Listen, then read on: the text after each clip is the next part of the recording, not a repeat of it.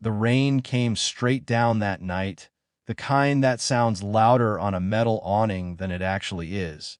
I remember the porch light flickering once when the wind hit it, then steady again. Inside the house, my father's voice had already climbed past argument into something final. "You're not welcome in this house."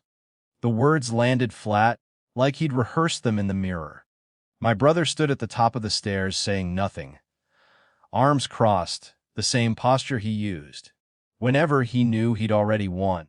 The wallet story had started small, $20 missing from Dad's work jeans, and ended with my name pinned to it, because my bedroom door had been left open that afternoon. I could have yelled that Ethan had been in there looking for charger cables again.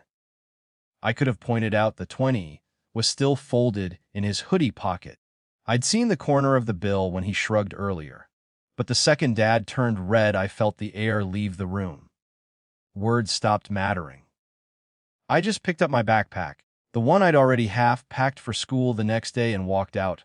No coat, no umbrella. Sneakers soaked in 30 seconds. The streetlights looked greasy under the rain.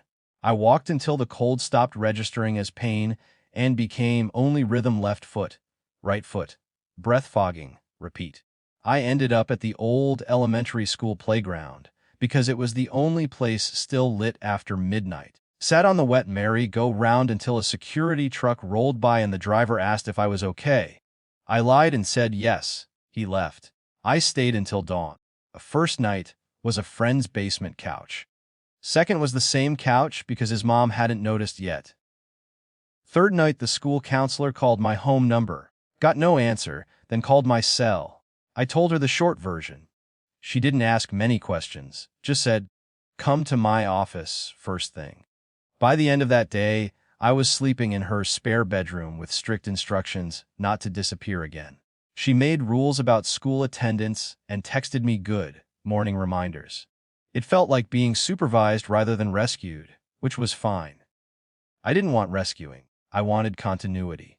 14 days after the door closed behind me, I was back at the house, only on the sidewalk across the street, hood up, waiting to see if anyone would notice the porch lights still on at 3 in the afternoon.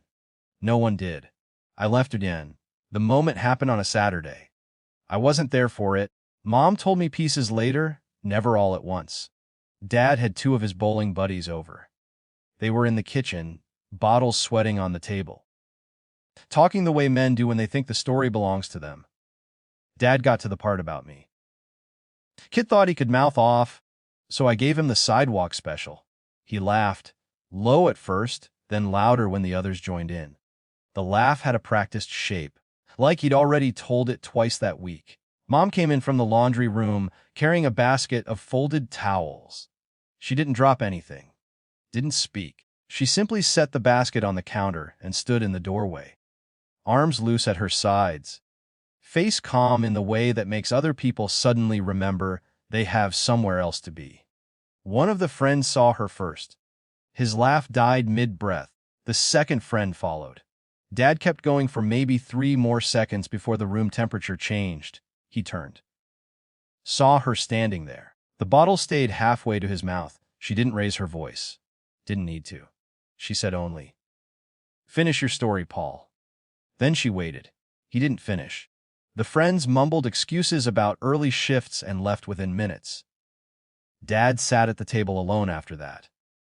Mom went back to folding laundry like nothing had happened. Afterward, the house developed new habits. Dad stopped mentioning the wallet, stopped asking where I was. Mom started doing small, irrevocable things.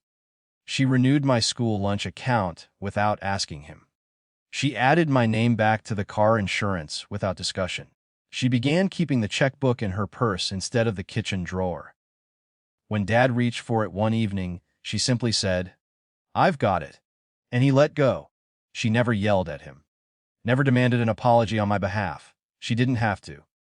Every quiet correction she made drew a line he couldn't cross back over.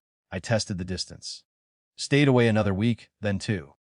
Slept at the counselor's, then at a cousin's, then finally walked back to the house on a Tuesday evening because I was tired of carrying the same 3 changes of clothes. Mom opened the door before I knocked. She didn't hug me. She stepped aside and said, "Your room's the same." I went upstairs. The bed was made. My backpack from that night was sitting on the desk, unzipped, rain stains still dark on the canvas. I didn't unpack right away. Dad passed me in the hallway later. He looked at the floor, then at me, then away. "You eat yet?" he asked. "Yeah," I said. He nodded once and kept walking. Mom never said sorry. I never asked her to. Some nights I still hear the door slam in memory, still feel the rain on my neck. The lie Ethan told never got retracted. He still lives in the house, still eats at the table, still avoids looking at me for longer than 2 seconds.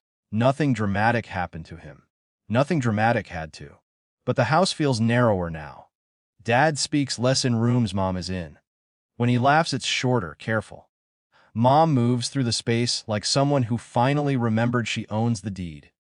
I still lock my bedroom door at night. Not because I'm afraid he'll come in. Because I can. And every time I turn the little thumb lock, I hear it click, small, certain mind.